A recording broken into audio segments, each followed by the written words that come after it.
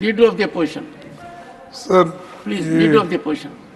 मैं उस बहस में नहीं जाना चाहता हूं जो 267 का, क्योंकि अब की स्थिति क्या है, आज की किस ढंग से लोकसभा और राज्यसभा चल रहा है और कैसा उसके बारे में लोगों बाहर भी हमारा इम्प्रेशन है और आप भी जानते हैं, हम सभी लोग जानते हैं, तो वो मैं उसमें जाना नहीं चाहता। मैं सिर्फ आपसे ही रिक्वेस्ट करूंगा, जो कल बजट पेश हुआ उस बजट में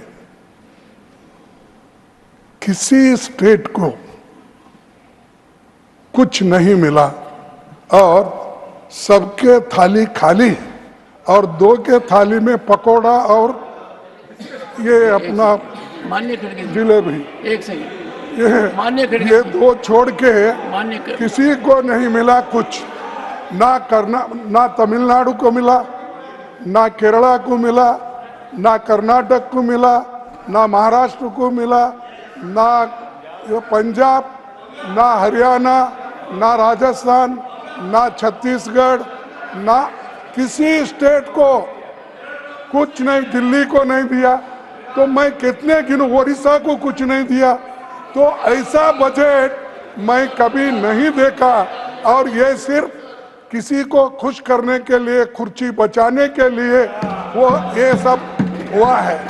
इसका हम कंडम करते हैं और इस ढंग से बजट पेश अगर हो गया, मैं समझता हूँ कर्नाटक से आए हैं। नहीं, कर्नाटक से आए हैं सर।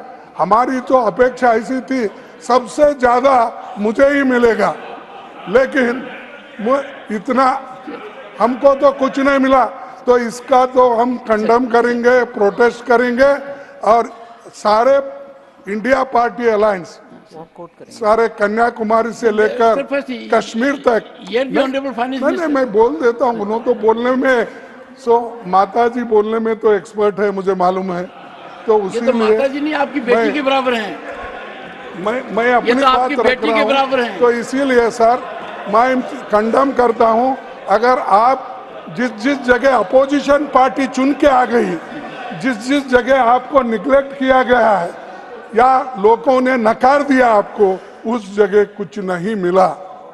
और लोग अगर ऐसा आप करते गए, अगर बैलेंस नहीं होगा, डेवलपमेंट कैसा होगा?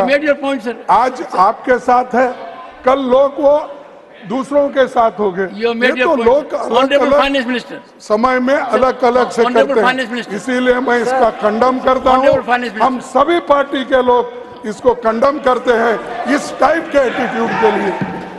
Honorable Finance Minister, you will have ample opportunity to respond to each of them. Yes, sir, but this kind of a statement by a very senior member of the House, leader of the opposition, it's I think not acceptable.